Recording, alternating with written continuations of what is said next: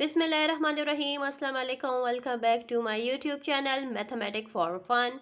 आज हम Oxford countdown book 8 third edition chapter number 2 real numbers की तमाम एग्जांपल्स को समझेंगे, उनको एक्सप्लेन करेंगे, क्योंकि ज़्यादातर आप लोग की बुक्स में एग्जांपल्स भी इंक्लूड होती हैं। एग्जांपल्स की काफ़ी डिमांड आ रही थी कि काइंडली आप एग्जांपल्स पर भी एक वीडियो बनाएं। तो चलें आज की वीडियो में हम चैप्टर नंबर 2 रियल नंबर्स की तमाम एग्जांपल्स को कवर करेंगे, उनको एक्सप्लेन करेंगे और जो पॉइंट आप लोग को समझाने के होंगे हम उनको रफ वर्क पर भी सॉल्व करके बताएंगे। सो चलिए from a question number 1 start कर लेते हैं।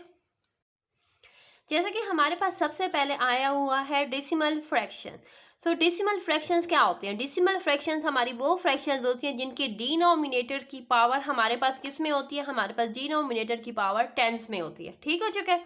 सो चलिए फर्स्ट एग्जांपल हमारे पास है 1/4 को हम लोगों ने कन्वर्ट करना है डेसिमल नंबर में। सो यहाँ पर देखिए इन्होंने 1 को अंदर एंड 4 को बाहर राइट किया। इस तरीके से इन्होंने डिवाइड किया। डिवाइड करने के बाद हमारे पास यहाँ पर मेंशन है 0.25। इट्स मीन कि 1/4 हमारे पास जो फ्रैक्शन है इज इक्वल टू 0.25। ठीक हो चुका है। सेम हमारे पास नेक्स्ट एग्जांपल में भी हमारे पास फ्रैक्शन गिवन है जिसको हम लोगों ने डेसिमल में कन्वर्ट करना है। तो यहाँ पर देखिए फ्रैक्शन हमारे पास है 2/25। इट्स मीन ये हमारा नॉमिनेटर है एंड 25 हमारे पास क्या है? डिनोमिनेटर है। हम 25 के साथ 3 को डिवाइड कर देंगे। 3 को यहाँ पर देखिए हम लोगों ने अंदर राइट किया, 25 को हम लोगों ने बाहर राइट किया ताकि हम इसको समझ सकें। यहाँ पर देखिए हम इसको डिवाइड कर रहे हैं। डिवाइड करने के बाद फर्स्ट हम लोग सिंगल डिजिट के साथ नहीं जा सकते थे। क्यों? क्योंकि यहाँ पर 3 है एंड 3 इज लेस देन 25। सो हम यहाँ पर डेसिमल प्लेस ले लेंगे। यहाँ पर हम लोग डेसिमल लगा देंगे, यहाँ पर हम 0 लगा देंगे। यहाँ पर हम लोगों ने 0 लगा दिया तो ये नंबर हमारा हो चुका है 30। सो हम लोगों ने 0 के बाद यहाँ पर पॉइंट लगाया, यहाँ पर 1 के साथ गया तो आ चुका है 25। रिमाइंडर आया है 5। यहाँ से दूसरा 0 नीचे उतारा है तो 25 2 50। तो ये हमारा फ्रैक्शन कम्प्लीटली डिवाइड हो चुका है। इट्स मीन कि 3/25 इज इक्वल टू 0.12। ठीक हो चुका है। अब हम आ जाते हैं सबसे इंटरेस्टिंग डिफिनेशंस जो कि हमारे चैप्टर नंबर 2 में गिवन है। जैसा कि हम क्लास 7 में भी पढ़ चुके हैं terminating and non terminating decimal के बारे में। एग्जाम्पल में भी बुक की ड्यूरिंग एक्सरसाइज भी मैं समझा चुकी हूँ। एक बार फिर हम लोग रिपीट कर लेते हैं कि टर्मिनेटिंग डिसिमल हमारे कौन से डिसिमल होते हैं। एक्चुअली टर्मिनेटिंग डिसिमल से मुराद हमारे वो डिसिमल होते हैं जिनके डिनोमिनेटर्स की अगर हम प्राइम फैक्टर निकालें तो उसके प्राइम फैक्टर में या हमारे पास 2 होना चाहिए, सिर्फ 2, या सिर्फ 5 होना चाहिए, या 2 एंड 5 ही होना चाहिए। यानी 2 एंड 5 के अलावा कोई और प्राइम फैक्टर हमारे डिनोमिनेटर का अगर होगा तो इट्स मीन कि वो हमारा टर्मिनेटिंग डिसिमल नहीं होगा। ठीक हो चुका है। सेम यही शराइत हमारे पास नॉन टर्मिनेटिंग डिसिमल की भी है कि नॉन टर्मिनेटिंग डिसिमल हमारे वो डिसिमल होते हैं जिनके डिनोमिनेटर के जो प्राइम फैक्टर्स हैं वो हमारे पास 2 5 के अलावा कोई और प्राइम फैक्टर भी हो सकते हैं। यानी अगर 2 एंड 5 के अलावा कोई और प्राइम नंबर भी अगर लिखा होगा तो इट्स मीन वो हमारा नॉन टर्मिनेटिंग डिसिमल होगा। हम मज़ीद एक्सप्लेन इसको ड्यूरिंग एग्जाम्पल्स करेंगे। सो चलिए हम आ जाते हैं अपनी एग्जाम्पल्स पर।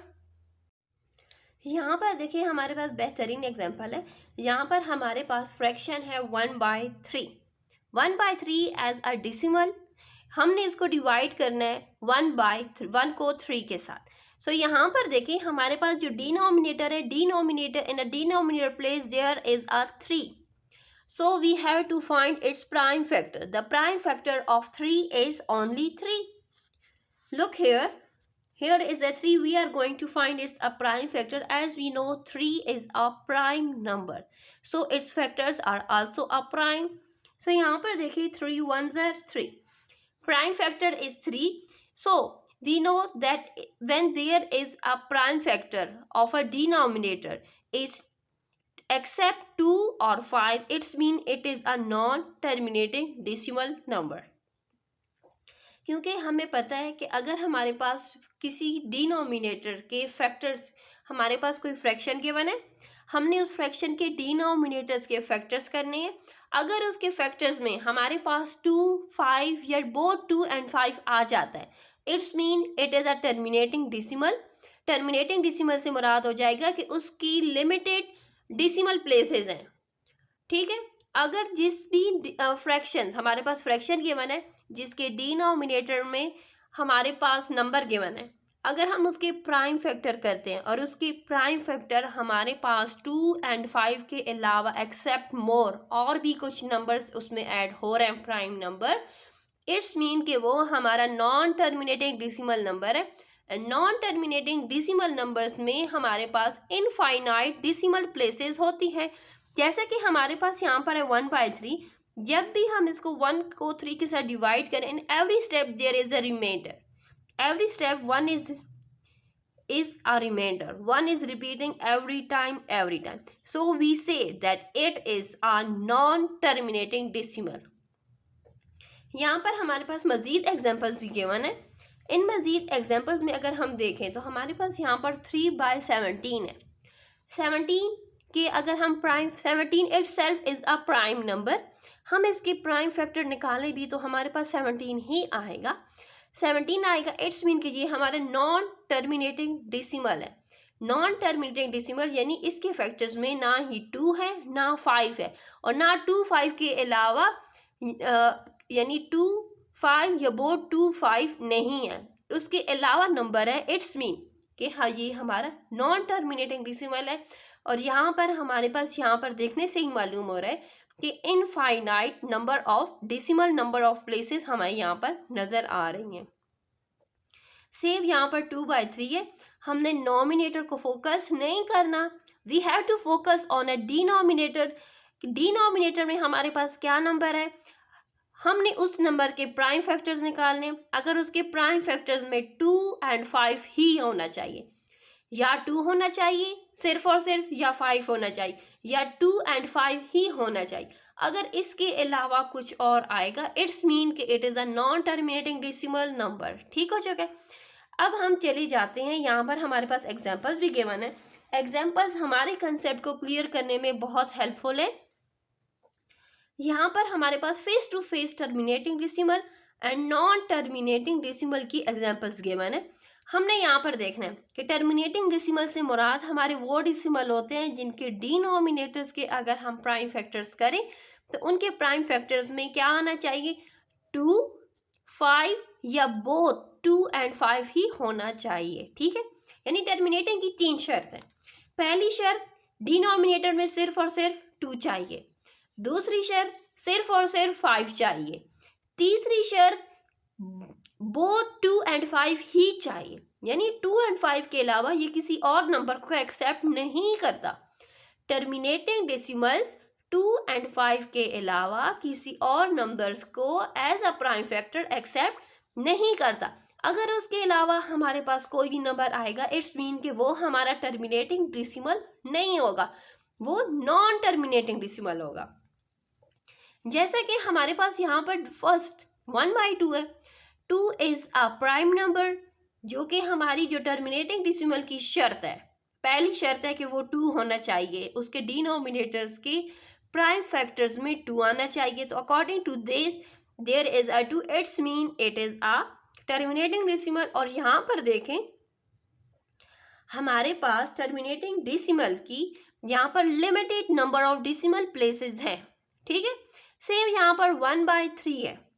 3 इज़ अ प्राइम नंबर, लेकिन इसके अगर हम डिनोमिनेटर जो 3 है अगर हम इसके प्राइम फैक्टर्स करें तो इसका प्राइम फैक्टर हमारे पास सिर्फ और सिर्फ 3 ही आएगा, जो कि हमारी नॉन टर्मिनेटिंग डेसिमल नंबर होने की पहली वाज़िया दलील दे रहा है। ठीक हो चुका है, यानी हम यहाँ पर देख रहे हैं कि 1 को जब 3 के साथ डिवाइड कर every time there is increase in a decimal places, यानी डिसिमल प्लेसेस में हर दफ़ा क्या इंक्रीज हो रहा है, यानी डिसिमल प्लेसेस बढ़ रही हैं, लेकिन एंड नहीं हो रहा।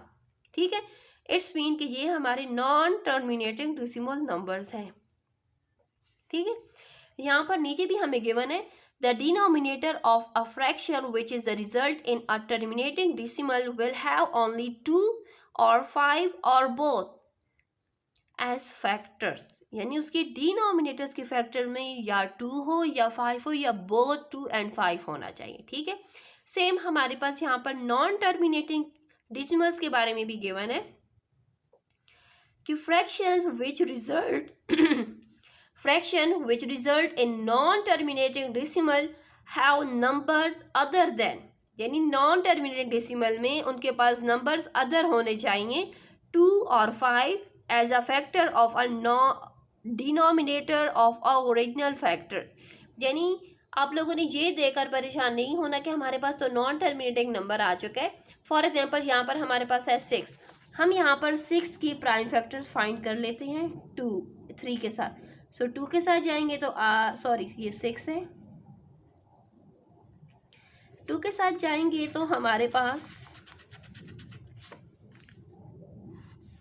6 के प्राइम फैक्टर फाइंड करें, 2 के साथ जाएंगे तो आ जाएगा 3, फिर 3 के साथ जाएंगे तो 1।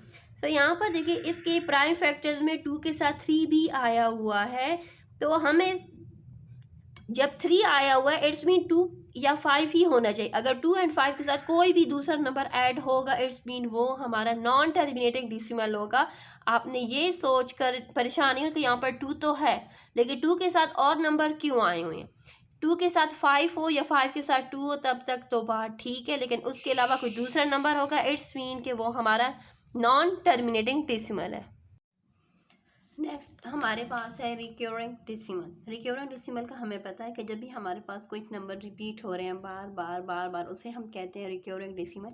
जैसे कि यहाँ पर हमारे पास एग्जांपल में गिवन है 1/11, यानी 1 को जब हम 11 के साथ डिवाइड कर रहे हैं तो इन every step 0 and 9 is repeating on a quotient place 0 and 9 is repeating its mean and 0 and 9 is a recurring decimal। ठीक हो चुके। अब हम आ जाएंगे यहाँ पर अपने एग्जांपल्स को देखेंगे। इन एग्जांपल में हमसे कहा जा रहा है use the above rule to identify terminating decimal. हम लोगों ने ये बताना है कि क्या ये हमारे पास जो गिवन है फ्रैक्शंस इनके डिनोमिनेटर्स के अकॉर्डिंग क्या हम मालूम कर सकते हैं कि ये हमारे पास टर्मिनेटिंग डेसिमल है या नहीं। हमें तो टर्मिनेटिंग डेसिमल का पता है कि उसके डिनोमिनेटर में क्या होना चाहिए 2 5 या बोथ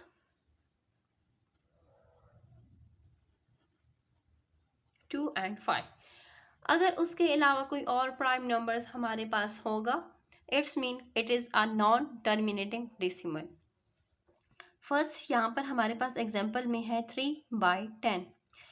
10 जो कि हमारा डिनोमिनेटर है, इसके हमारे पास जो प्राइम फैक्टर्स आए हैं वो आए हैं 2 and 5। यहाँ पर देखें 10 के हम प्राइम फैक्टर्स निकाल लेंगे, 2 के साथ जाएंगे तो आ जाएगा 5, फिर 5 1 के साथ जाएगा।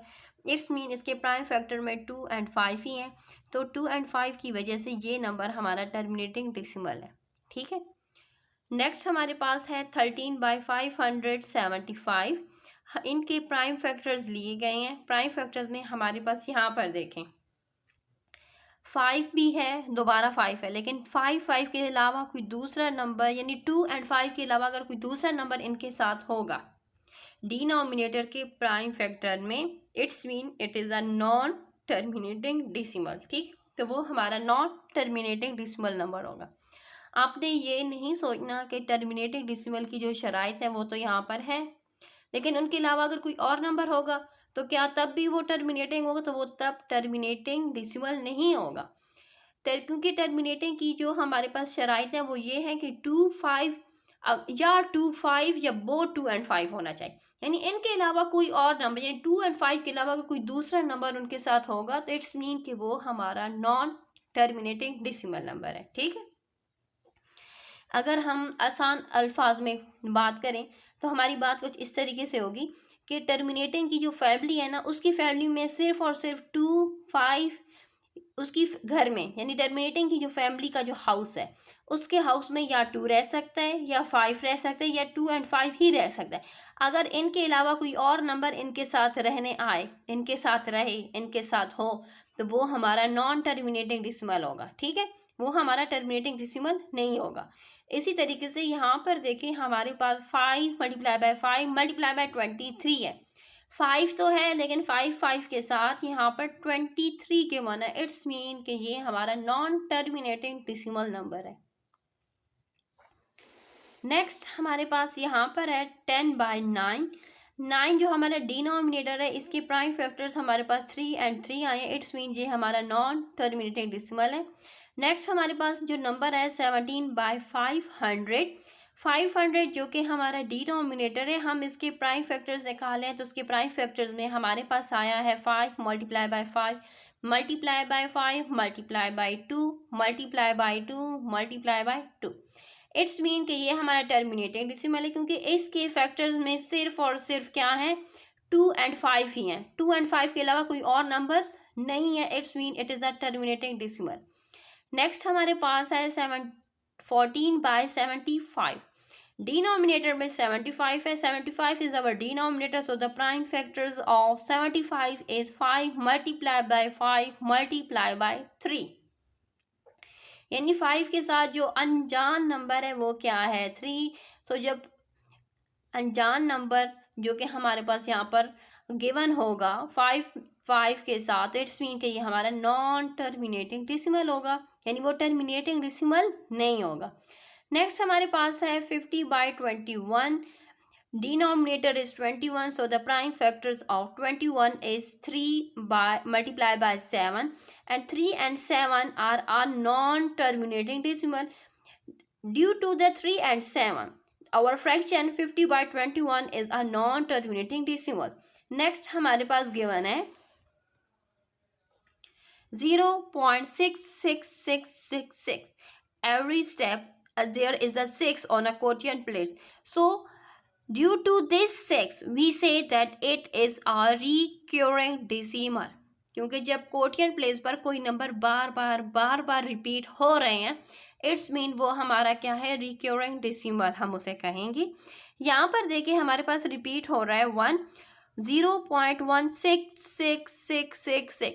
ज़रूरी नहीं है कि सिर्फ और सिर्फ 6 ही रिपीट हो, कोई और नंबर भी रिपीट हो सकते हैं, 2 भी हो सकते हैं, 243 243 243। कोटियन प्लेस पर कोई भी नंबर जो कि बार बार वही आ रहे हैं कोटियन प्लेस पर, इट्स मीन कि वो हमारे होंगे रिक्योरिंग डेसिमल। यहाँ पर हमारे पास एग्जाम्पल नंबर 2 है। एग्जाम्पल नंबर 2 में हमसे कहा जा रहा है which of the following rational numbers can be express as a terminating decimal, कि हमारे पास यहाँ पर रेशनल नंबर्स गिवन है। रेशनल नंबर्स में से हमने बताना है कि इनमें से कौन से रेशनल नंबर्स हमें as a terminating decimal represent कर रहे हैं। यानी हमने इनकी तमाम की डिनोमिनेटर जो है उन तमाम की डिनोमिनेटर्स के हम प्राइम फैक्टर्स ले लेंगे, तो प्राइम फैक्टर से हमें अंदाज़ा हो जाएगा कि हमारा कौन सा नंबर टर्मिनेटिंग डेसिमल है या नहीं है। सो यहाँ पर देखिए फर्स्ट हमारे पास है 13/8।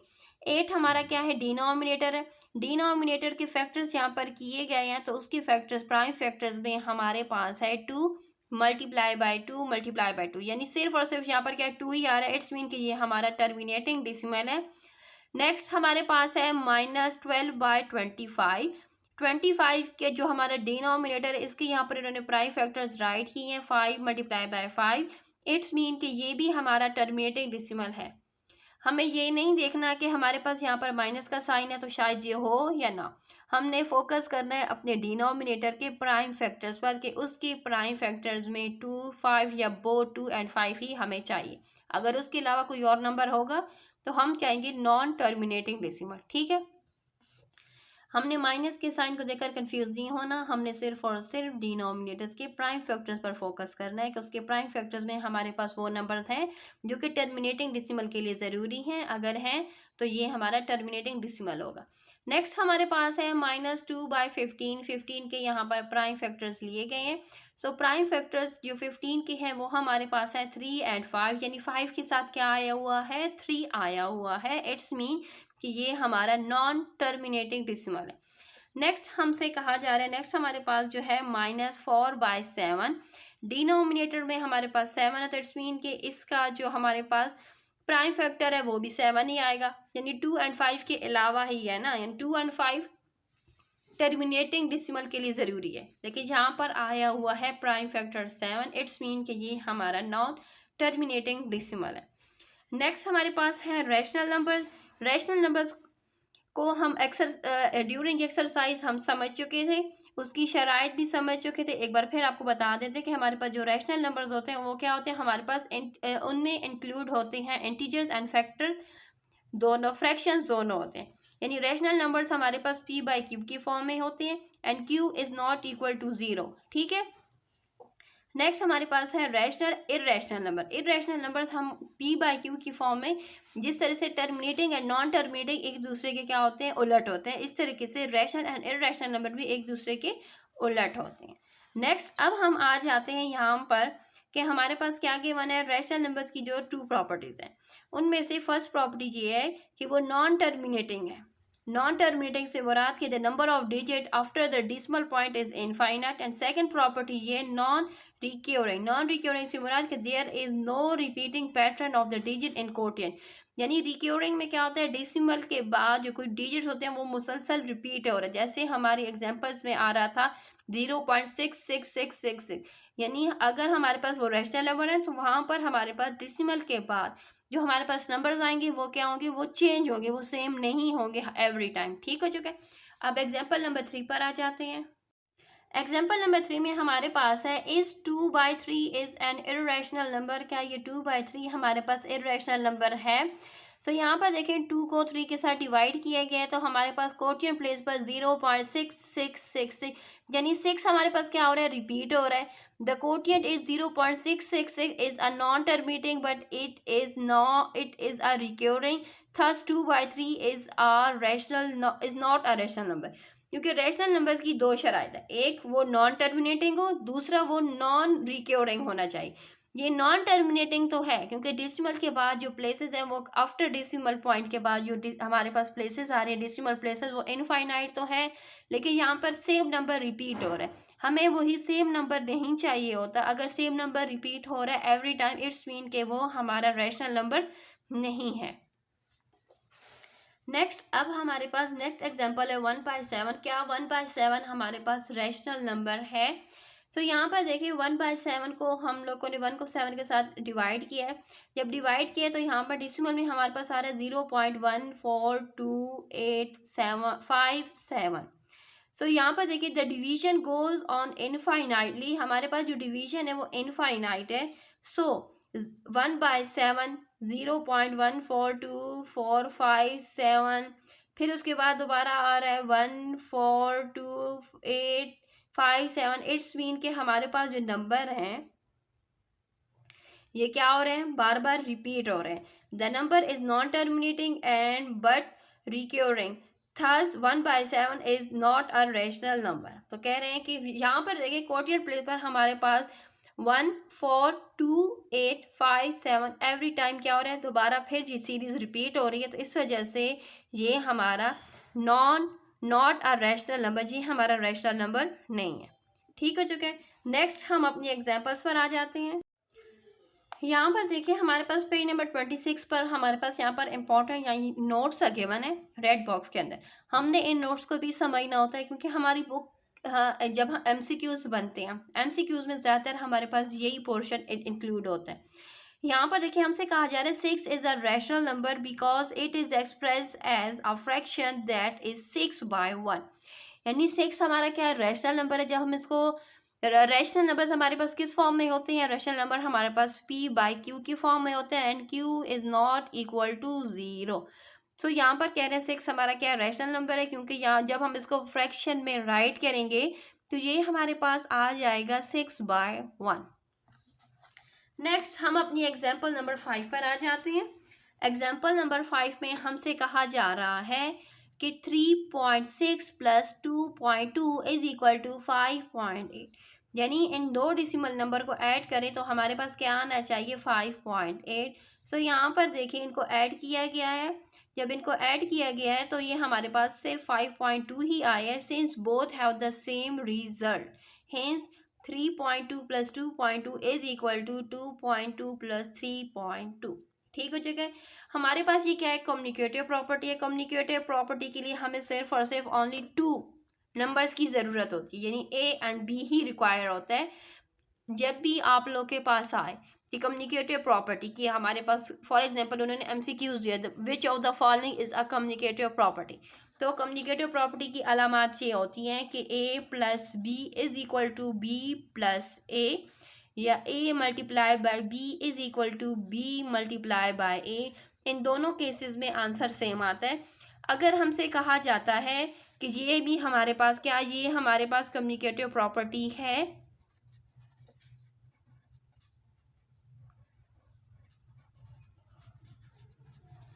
तो आप कहेंगे ये हमारे पास कम्युनिकेटिव प्रॉपर्टी नहीं है। हमारे पास कम्युनिकेटिव प्रॉपर्टी की जो अलामात होती हैं वो सिर्फ और सिर्फ ये है, एडिशन एंड मल्टीप्लिकेशन ही है। ठीक है, सो यहाँ पर देखिए, यहाँ पर कम्युनिकेटिव प्रॉपर्टी ऑफ एडिशन किया गया है। नेक्स्ट अब कम्युनिकेटिव प्रॉपर्टी ऑफ मल्टीप्लिकेशन आपको मैं शो करती हूँ। जैसे कि यहाँ पर मैंने आप लोग को भी बताया था कि a मल्टीप्लाई बाई बी या b मल्टीप्लाई बाई, इन दोनों केसेस में हमारे पास आंसर सेम आता है, इसलिए ये भी हमारी क्या है, कम्युनिकेटिव प्रॉपर्टी। कम्युनिकेटिव प्रॉपर्टी क्या मतलब है, only to a and b ही हमारी रिक्वायरमेंट है, not more than a and b। यानी सिर्फ और सिर्फ कम्युनिकेटिव प्रॉपर्टी में a एंड b यानी दो ही की रिक्वायरमेंट होती है, दो से ज़्यादा की रिक्वायरमेंट कम्युनिकेटिव प्रॉपर्टी में नहीं होती। यहाँ पर एग्जाम्पल है कि 3 मल्टीप्लाई बाई 2 स्क्वेयर रूट 5। सो यहाँ पर देखिए 3 को 2 के साथ मल्टीप्लाई किया गया है एंड 5 को, यानी इनको कॉमन लेकर इसको स्क्वेयर रूट को इन्होंने इसी तरीके से छोड़ दी है। अब यहाँ पर देखिए इज इक्वल टू 2 3 0 6 बाई 5। अब ये हो चुका है हमारे पास, यानी इस सूरत में हमारे पास a है 3, b हमारे पास है 2 स्क्वेयर रूट 5। यानी फर्स्ट केस में इन्होंने किया है a मल्टीप्लाई बाई b, तब जाकर इनके पास जो आंसर आया 6 स्क्वेयर रूट 5 आया है। नेक्स्ट इस केस में इन्होंने b मल्टीप्लाई बाई a किया है, तब भी हमारे पास आंसर सेम आया है। ठीक है, नेक्स्ट हमारे पास आ चुका है एसोसिएटिव प्रॉपर्टी। एसोसिएटिव प्रॉपर्टी में हमें 3 नंबर्स की रिक्वायरमेंट होती है, a b and c। Communicative में 2, एसोसिएटिव में 3 की रिक्वायरमेंट होती है। ठीक है, सो चलिए हम इसको स्टार्ट कर लेते हैं कि जैसे कि हमारे पास communicative property of addition given है, इट्स मीन कि हमने क्या करना है, a plus B plus C. पहले हम बी सी कर लें या फिर ए बी कर लें, यानी दोनों केसेस में जो आंसर हमारे पास आएगा वो क्या होगा, हमारा आंसर सेम होगा। यहाँ पर एग्जांपल्स हमारे पास गिवन है, जिसमें ये हमारे पास है a, ये है b एंड ये है c, फिर ये है a b एंड c। चले मैं यहाँ पर राइट कर लेती हूँ कि a हमारे पास है 5.3, b हमारे पास है 2 एंड c हमारे पास है 1.75। यानी पहले इन्होंने क्या किया है कि यहाँ पर इन्होंने किया है a plus B plus C, B plus C को ऐड किया है, देन उसमें a ऐड किया, तो आंसर आ चुका है 9.05। यहाँ पर इन्होंने a प्लस बी प्लस सी किया है, ए बी को ऐड किया है तो 7.5, देन उसमें c को ऐड किया है, तब भी हमारे पास आंसर 9.5 ही है। इट्स मीन कि दोनों left hand side and right hand side equal है, तो हमारी जो प्रॉपर्टी है वो प्रूव्ड हो चुकी है। नेक्स्ट हमारे पास आ चुकी है communicative property, sorry associative property of multiplication. Multiplication में भी क्या होता है, यानी एडिशन एंड मल्टीप्लिकेशन में हमारे पास जो आंसर आता है वो सेम होता है। सो यहाँ पर देखिए a multiply by B multiply by C, a multiply by B multiply by C, यानी सेम एडिशन एंड मल्टीप्लिकेशन में सेम क्या, सिर्फ और सिर्फ साइन का ही फ़र्क है, बाकी जो स्टेप्स हैं वो बिल्कुल सेम है। यानी सबसे पहले हम ब्रैकेट को सॉल्व करेंगे, देन ब्रैकेट के बाहर वाले नंबर को सॉल्व करेंगे। पहले ब्रैकेट जाएगी, फिर उसके बाद बाहर वाले नंबर को हम सॉल्व करेंगे। एग्जाम्पल नंबर 8 हमारे पास यही है कि हम लोगों ने प्रूव करना है एसोसिएटिव प्रॉपर्टी ऑफ मल्टीप्लिकेशन, जिसमें हमारे पास 2 हमारे पास a है, 1.5 हमारे पास b है एंड c हमारे पास क्या है 4 है। यानी पहले इन्होंने क्या किया है, b एंड c को मल्टीप्लाई किया है, देन उसको 2 के साथ मल्टीप्लाई किया। यहाँ पर जो a हमारे पास है, यहाँ पर इन्होंने a एंड b जो कि 2 मल्टीप्लाई बाय 1.5 किया, जो आंसर आए, देन c की वैल्यू जो 4 है उसके साथ इसको मल्टीप्लाई किया है। जैसा कि मैं बता रही थी कि ये हमारे पास इस तरीके से मल्टीप्लाई किए, यानी पहले लेफ्ट हैंड साइड, देन ये हमारे पास क्या है, right hand side. Left hand side में हमारे पास है a multiply by B multiply by C, and right hand side में है a multiply by B multiply by C. ठीक है, आप ये वाली साइड पहले सॉल्व कर लें या ये वाली साइड सॉल्व कर लें। तो पहले ब्रैकेट्स को हम सॉल्व करेंगे, ब्रैकेट को सॉल्व करने के बाद हम आगे सॉल्व करेंगे। दोनों तरीकों से हमारे पास जो आंसर आया है वो क्या आया है, वो सेम आया है 12.0। इट्स मीन के left hand side is equal to right hand side, hence the associative property of multiplication is proved. अब जो नेक्स्ट प्रॉपर्टी है वो हमारे पास है डिस्ट्रीब्यूटिव प्रॉपर्टी। डिस्ट्रीब्यूटिव प्रॉपर्टी यहाँ पर क्या है, हमारे पास multiplication over addition and subtraction. First हमारे पास है multiplication property of addition, then है multiplication property of multiplication over subtraction. पहले ये प्रॉपर्टी है एडिशन की, सो चलिए उसके अकॉर्डिंग हमारे पास जो एग्जांपल गिवन है हम उसी से इसका स्टार्ट लेंगे। हमारे पास क्या है, A multiply by B, A multiply by B plus C, यानी पहले बी प्लस सी करेंगे देन ए के साथ मल्टीप्लाई करेंगे, जो आंसर आएगा वो राइट कर देंगे। नेक्स्ट हमारे पास है A multiply by B, A multiply by C, यानी पहले हम अपनी ब्रैकेट को सॉल्व करेंगे देन हम उसके प्रोडक्ट को ऐड करेंगे, तो हमारे पास जो आंसर आएगा ना दोनों हैंड साइड से यानी लेफ्ट एंड राइट बोथ से जो आंसर आएगा वो सेम होगा। सो चले हम यहाँ पर सॉल्व कर लेते हैं। जैसा कि हमें पता है कि ये 2 हमारे पास क्या है ए, 1.5 हमारे पास बी एंड 4 हमारे पास क्या है सी। सेम यही हमारे पास ये है ए बी ए सी, ठीक हो चुका है। सो पहले लेफ्ट हैंड साइड को सॉल्व किया तो पहले ब्रैकेट में एडिशन थी, ऐड किया तो आया है 5.5, देन 2 के साथ मल्टीप्लाई किया तो आ चुका है 11.0। ये हो चुकी है हमारी लेफ्ट हैंड साइड का आंसर। अब आ चुका है हमारे पास right hand side. Right hand side में हमारे पास क्या है, यानी राइट हैंड साइड हमारे पास कुछ इस तरीके से है कि A multiply by B plus A multiply by C. So A and B को ऐड किया तो आया है, मल्टीप्लाई किया है तो आया है 3, बी ए एंड सी को मल्टीप्लाई किया है तो आया है 8, इन दोनों को ऐड कर दिया तो आया। इट्स मीन दोनों साइड पर हमारा आंसर सेम आ चुका है। इट्स मीन हमारी जो distributive property of multiplication over addition prove हो चुकी है। नेक्स्ट अब आ चुकी है हमारे पास distributive property of multiplication over addition. So यहाँ पर देखिए हमारे पास क्या है, ए की वैल्यू है 2, बी की वैल्यू है 1.5 एंड सी की वैल्यू हमारे पास है 4, ठीक हो चुका है। सो यहाँ पर देखिए फर्स्ट लॉ हमारे पास है A multiply by B minus C is equal to, यहाँ पर जो राइट हैंड साइड है वो हमारे पास है A multiply by B minus A multiply by C. So यहाँ पर देखिए हम इनको सॉल्व करेंगे। पहले बी एंड सी, यानी बी में से सी की वैल्यू जो 1.5 में से 4 को हमने माइनस किया है तो हमारे पास आया है -2.5, -2.5 को हमने 2 के साथ मल्टीप्लाई किया है तो आ चुका है -5.0, जो कि हमारी लेफ्ट हैंड साइड का आंसर है। अब हम राइट हैंड साइड पर आ जाते हैं। जैसे कि हमारी राइट हैंड साइड है A multiply by B minus A multiply by C. पहले हम अपनी ब्रैकेट्स में जो मल्टीप्लिकेशन है हम उनको सॉल्व करेंगे, देन हम उसमें से सब्ट्रैक्शन करेंगे। पहले हम लोगों ने ब्रैकेट को सॉल्व किया तो 2 को 1.5 के साथ मल्टीप्लाई करेंगे तो आ जाएगा 3.5, 2 को हम 4 के साथ मल्टीप्लाई करेंगे तो आ जाएगा 8, यानी 3.5 में से 8 को माइनस करेंगे तो हमारे पास आंसर आ जाएगा -5.0। इट्स मीन कि हमारा left hand side and right hand side के जो आंसर्स हैं वो सेम आएंगे। तो इसका मतलब ये हो चुका है कि हमारी डिस्ट्रीब्यूटिव प्रॉपर्टी ऑफ मल्टीप्लिकेशन और सब्ट्रैक्शन प्रूफ हो चुकी है। नेक्स्ट हमारे पास आ चुका है द आइडेंटिटी प्रॉपर्टी। जैसे कि हमारे पास एडिटिव आइडेंटिटी है। एडिटिव आइडेंटिटी का मतलब ये है कि हमने ज़ीरो को ऐड कर लेना है, किसी भी नंबर में ज़ीरो को ऐड करके, ताकि हमारे पास जो नंबर है वो सेम हमें आंसर में चाहिए। जब भी हमारे पास होगा what is the additive identity of a real number, तो इट्स मीन हम वहाँ पर राइट करेंगे ज़ीरो, क्योंकि ज़ीरो हमारा क्या है, एडिटिव आइडेंटिटी की अलामत है। जैसे कि a + 0, यानी किसी भी नंबर में हमने ज़ीरो को ऐड करना है ताकि दोबारा हमें वही नंबर आंसर में मिल जाए। सेम यही केस हमारे पास मल्टीप्लिकेटिव आइडेंटिटी में भी है, यानी मल्टीप्लिकेटिव आइडेंटिटी में भी हमें वही same number as a product चाहिए होता है। तो हम क्या करते हैं, हमारे पास सेम नंबर कैसे आएगा मल्टीप्लिकेशन में, हमारे पास सेम नंबर तब आएगा जब हम उसे 1 के साथ मल्टीप्लाई करेंगे। यहाँ पर देखें a मल्टीप्लाई बाय 1, यानी 1 के साथ जब हम किसी भी नंबर को मल्टीप्लाई करेंगे तो दोबारा हमें वही नंबर एज अ प्रोडक्ट मिल जाएगा। तो ये हमारा मल्टीप्लिकेटिव आइडेंटिटी। नेक्स्ट हमारे पास आ चुका है इन्वर्स प्रॉपर्टी। इनवर्स प्रॉपर्टी से, जैसे कि एडिटिव आइडेंटिटी में हमें सेम वही नंबर चाहिए होता है, तो इसी तरीके से इनवर्स प्रॉपर्टी में इसका उलट, यानी हमें वो नंबर नहीं चाहिए होता। जबकि हमें नंबर नहीं चाहिए होता, इट्स मीन कि हम क्या करेंगे, हम उस नंबर को उसी नंबर से माइनस कर देंगे। जैसे कि यहाँ पर हमारे पास एग्जाम्पल गिवन है 29.5 में हम प्लस कर रहे हैं, क्या प्लस कर रहे हैं, हम वो नंबर नेगेटिव फॉर्म में प्लस कर रहे हैं, तो हमारे पास आंसर क्या आ जाएगा, 0।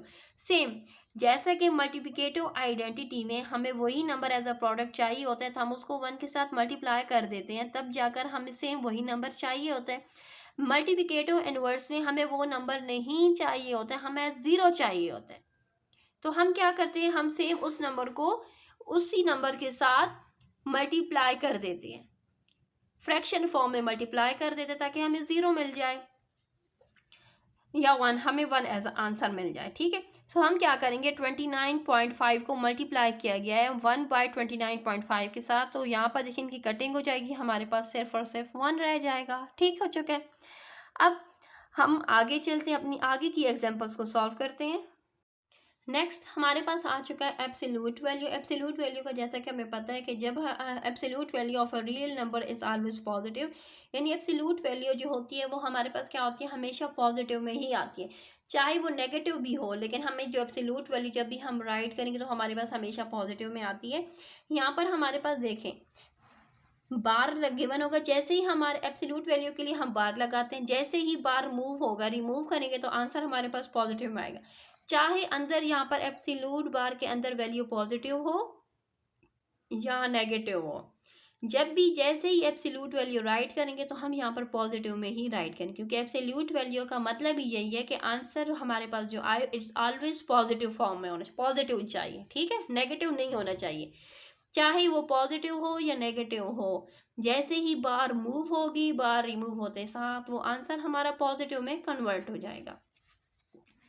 नेक्स्ट हमारे पास आ चुका है सिग्निफिकेंट फिगर, जिसके रूल्स हम पढ़ चुके थे during the solving the exercise 2A की एक्सरसाइज को सॉल्व करने से पहले मैं ये तमाम रूल आप लोग को समझा चुकी थी। एक बार फिर हम लोग रिपीट कर लेते हैं एक ड्यूरिंग एग्जाम्पल्स कि फर्स्ट रूल इसका ये है कि हमारे पास जो नंबर होना चाहिए वो नॉन ज़ीरो, यानी उसके अंदर ज़ीरो नहीं होने चाहिए, तब जाकर हम कहेंगे कि ये हमारा सिग्निफिकेंट फिगर है। या ठीक है, यानी 1 2 3 4 5 6, इसमें 6 हमारे पास क्या आ चुके हैं, सिग्निफिकेंट फिगर है। नेक्स्ट हमें ये होना चाहिए कि उसके दरमियान में ज़ीरो होने चाहिए, दरमियान में ज़ीरो होंगे तब भी हम उसको काउंटिंग में लेंगे, दरमियान के ज़ीरो होंगे तभी वो हमारे काउंटिंग में आएगा। 1 2 3 एंड 4 हम कहेंगे कि ये हमारे इसमें हमारे पास 4 सिग्निफिकेंट फिगर है। नेक्स्ट हमारे पास क्या हो जाए, अगर कोई नंबर है जो कि ज़ीरो से ही लीड कर रहा है, तो हम उसको स्टार्टिंग की जो लीडिंग ज़ीरोज़ है हम उनको काउंट नहीं करेंगे, हम कहेंगे it has only 3 and it's mean it has only 2 significant figure. ठीक है, चाहे वो होल नंबर में हो चाहे वो डेसिमल में हो, अगर लीडिंग विद ज़ीरो, अगर वो ज़ीरो से लीड कर रहा है, स्टार्ट उसकी ज़ीरो से, तो हम उसकी स्टार्टिंग की ज़ीरोज़ को काउंट नहीं करेंगे, हम सिर्फ नंबर्स को ही काउंट करेंगे, और हम कहेंगे कि जिसमें हमारे पास ओनली 2 सिग्निफिकेंट फिगर्स हैं। नेक्स्ट हमारे पास है इन अ डेसिमल नंबर, यानी हमारे पास अगर डेसिमल नंबर है, डेसिमल के बाद यानी डेसिमल के बाद अगर जीरोस होंगे तो हम उन जीरोस को काउंट करेंगे, लेकिन काउंट करेंगे तो हम कहेंगे कि ये हमारे पास हो चुके हैं 1 2 3 4 4 significant figure in a case of decimal. लेकिन अगर होल नंबर्स हैं और उसके एंड में जीरोस हैं, तो हम कहेंगे कि उसके एंड के जीरोस को हम काउंट नहीं करेंगे, हम सिर्फ और सिर्फ नंबर्स को काउंट करेंगे। यानी डेसिमल अगर दो नंबर्स हैं, एक डेसिमल में है एक विदाउट डेसिमल है, यानी एक होल नंबर है, डेसिमल के एंड के जीरोस काउंट होंगे, लेकिन होल नंबर्स के एंड के जीरोस को हम काउंट नहीं करेंगे। नेक्स्ट एग्जांपल नंबर 12 पर आ जाते हैं। एग्जांपल नंबर 12 में हमसे कहा जा रहा है approximate the following numbers by round off to 5 significant figures, यानी हमने 5 सिग्निफिकेंट फिगर तक उस नंबर को राउंड ऑफ करना है। फर्स्ट हमारे पास जो नंबर है 774,835 है। यहाँ पर देखिए हमारे पास नंबर गिवन है, हमने 5 सिग्निफिकेंट फिगर को राउंड ऑफ करना है, so इसमें 1 2 3 4 5, 5 से मुराद क्या होगा, ये नंबर, हमने इस नंबर को राउंड ऑफ करना है। हम इस नंबर को तभी राउंड ऑफ करेंगे जबकि उसके बाद के नंबर को देखेंगे, अगर उसके बाद का नंबर हमारे पास 5 या 5 से ज़्यादा, इट्स मीन कि वो हमारा राउंड ऑफ होकर ऑटोमेटिकली चेंज हो जाएगा। जैसे कि यहाँ पर हमारे पास क्या है ये नंबर हमारे पास है 3। जब हम इसको राउंड ऑफ करेंगे तो ये नंबर हमारे पास हो जाएगा 4। 3 के बजाय ये क्या हो चुका है, ये हो चुका है 4, एंड जिसकी वजह से ये राउंड ऑफ हुए वो नंबर खुद 0 हो जाएगा। ठीक है, जैसा कि हम राउंड ऑफ कर चुके थे, राउंड ऑफ के क्वेश्चंस जो हमारे पास से चैप्टर नंबर 2 क्लास 7 में भी हम रेशनल नंबर्स में पढ़ चुके थे, सेम वही स्टेप्स हैं। सिर्फ और सिर्फ यहाँ पर उन्होंने नाम दिया हुआ है round off to 5 significant figure. Significant figures के बारे में हम पढ़ चुके हैं, उनके रूल्स को भी अब हम समझ चुके हैं, तो उसके अकॉर्डिंग हमने उसको राउंड ऑफ करना है। सो यहाँ पर देखें 5 का कहा गया 1 2 3 4 5। 5 नंबर पर क्या आ चुका है, 1 आ चुका है। 1 के बाद क्या है, 5 है। इट्स मीन कि ये जब राउंड ऑफ हो जाएगा तो ये 1 की जगह पर हम यहाँ पर 2 राइट कर देंगे। ठीक है, एंड उसके बाद के जो नंबर्स हैं उनको 0 0 कर देंगे। अब 1, अच्छा यहाँ पर देखिए स्टार्टिंग में हमारे पास क्या है, 0। हम स्टार्टिंग के 0 इन अ सिग्निफिकेंट रूल में हम पढ़ चुके थे कि a number lead with all the number lead with 0। जो नंबर हमारे पास 0 के साथ लीड करेंगे हम उनके जीरोस को काउंट नहीं करेंगे। तो ये हो जाएगा 1 2 3 4 5। 5 नंबर पर यानी 5 सिग्निफिकेंट प्लेस पर हमारे पास जो नंबर है वो है 7। 7 के बाद क्या है, 5। इट्स मीन जब ये राउंड ऑफ होगा तो ये 7 के बजाय 8 हो जाएगा। नेक्स्ट हमारे पास है 1 2 3 4 5। 5 नंबर पर हमारे पास क्या है, 5 है। जब हम इसको राउंड ऑफ करेंगे तो ये क्या हो जाएगा, 5 क्या, सॉरी हम इसको राउंड ऑफ कर लेंगे क्योंकि 5 के साथ जो नंबर है हम उसको राउंड ऑफ कर लेंगे। ठीक है, तो यहाँ पर देखिए हमने ये नहीं करा कि डेसिमल भी एक नंबर, नो 5 है। जब हम इसको राउंड ऑफ करेंगे तो 5 की जगह पर ये जो 2 है 2 हो जाएगा, 3 में कन्वर्ट हो जाएगा। नेक्स्ट हमारे पास नंबर्स हैं डेसिमल में 1 2 3 4 5। लास्ट प्लेस पर हमारे पास क्या है, 5। 5 की वजह से जब ये राउंड ऑफ हो जाएगा तो 4 0 की जगह पर ये आ जाएगा 4। 1 0 की जगह पर हम 1 राइट कर देंगे। अब हम आ जाते हैं एग्जाम्पल नंबर 13। एग्जाम्पल नंबर 13 में हमारे पास जो गिवन है सिचुएशन, ये सिचुएशन सेम हमारे पास एक्सरसाइज 2B में भी हमारे पास क्वेश्चन गिवन है। सेम इसी प्रोसेस को हमने समझना है। हम इस प्रोसेस के अकॉर्डिंग हम इन क्वेश्चंस को कर सकेंगे। अगर हमारे पास वैल्यूज चेंज भी होगी ना तब भी हम इसको कर सकते हैं। इसका तरीकाकार क्या है, यानी जब भी हमसे कहा जाता है कि find out the possible maximum approximation error in calculating the area of a square with the side length 12 centimeter, that is the correct to the nearest centimeter। यानी हमने इसके करेक्ट सेंटीमीटर के अकॉर्डिंग हम लोगों ने इसकी अप्रॉक्सीमेट लेंथ को find करना है। ठीक है, अगर अप्रॉक्सीमेट का है या मिनिमम लेंथ का है या मैक्सिमम लेंथ का है, यानी मैक्सिमम लेंथ हमसे यहाँ पर कही गई है फाइंड करने का। अगर मैक्सिमम लेंथ हो या मिनिमम लेंथ हो, स्टेप्स सेम है। सेम स्टेप किस तरीके से है कि हमारे पास यहाँ पर लेंथ गिवन है 12। ठीक है, स्क्वायर है। एरिया ऑफ स्क्वायर का फार्मूला हमें पता है क्योंकि हम फार्मूले याद कर चुके हैं पिछली क्लासेस में भी, यानी हर क्लास में हमारे पास फार्मूले सेम ही होते हैं। सो एरिया ऑफ स्क्वायर का पहले हम फार्मूला देख लें कि हमारे पास स्क्वायर का फार्मूला क्या होता है, लेंथ का स्क्वायर। सो यहाँ पर देखिए हम क्या करेंगे, सबसे पहले एक लेंथ जो लेंगे वो 12 सेंटीमीटर से 0.5 कम लेंगे, या 0.5 कम लेंगे तो ये हो जाएगी 11.5 सेंटीमीटर। फिर दरमियान में हम एग्जैक्ट यही लेंथ लेंगे जो हमारे पास क्वेश्चन में गिवन होगी, एंड थर्ड लेंथ लेंगे उसमें हम 0.5 इंक्रीज कर देंगे तो ये हो जाएगी 12.5। यानी जब भी हमसे पॉसिबल मैक्सिमम हमसे पूछे जाएगा कि possible maximum approximation error calculate करना है तो हम क्या करेंगे, हमारे पास जो ओरिजिनल लेंथ होगी उसमें से 5 सेंटीमीटर पहले कम ले लेंगे, देन हम 5 सेंटीमीटर उसमें ऐड करके लिख लेंगे। अब हम इन तीनों लेंथ्स का क्या कर लेंगे, एरिया ऑफ स्क्वायर ले लेंगे। फर्स्ट लेंथ हमारी ये है, सेकेंड लेंथ हमारी ये है, एंड थर्ड लेंथ हमारी क्या है, ये है। ये हो गई हमारी फर्स्ट, ये हो गई हमारी सेकेंड लेंथ, एंड ये हो गई हमारी थर्ड लेंथ। ठीक हो चुका है। पहले हमारी जो फर्स्ट लेंथ है हम उसका स्क्वायर लेंगे तो वो उसके स्क्वायर, फर्स्ट लेंथ जैसे कि थी 11.5, 11.5 का स्क्वायर हमने लिया तो हमारे पास आ चुका है 132.25 सेंटीमीटर। नेक्स्ट जो कि ओरिजिनल लेंथ थी, हमने सेंटर में ओरिजिनल लेंथ ली थी जो कि थी हमारे पास 12। हमने 12 का area of a square find किया तो हमारे पास आया है 144 सेंटीमीटर स्क्वायर। थर्ड हमारे पास वो लेंथ थी जिसमें हम लोगों ने ओरिजिनल लेंथ के कंपेयर 5.5 ऐड किया था, जो कि हमने ली थी 12.5। तो उसमें हम लोगों ने यहाँ पर लिखा है 12.5 का हम लोगों ने एरिया ऑफ स्क्वायर लिया है, तो हमारे पास आ चुका है 156.25। अब इन तीन लेंथ्स की हेल्प से, यानी तीन एरिया ऑफ स्क्वायर की हेल्प से, अब हम फाइंड करेंगे मैक्सिमम अप्रॉक्सीमेशन एरर्स। ठीक है, सो हम क्या करेंगे, सबसे पहले जो हम पहले सेकंड एंड फर्स्ट लेंथ को लेंगे, सेकंड में से फर्स्ट लेंथ को माइनस कर देंगे। यहाँ पर देखें हमारे पास ये हमारी सेकंड एरिया ऑफ स्क्वायर है, ये हमारा फर्स्ट एरिया ऑफ स्क्वायर है। हमने सेकंड में से फर्स्ट एरिया ऑफ स्क्वायर को माइनस किया तो हमारे पास आया 11.75। ठीक है, ये हमारे पास आ चुका है मिनिमम एरर्स।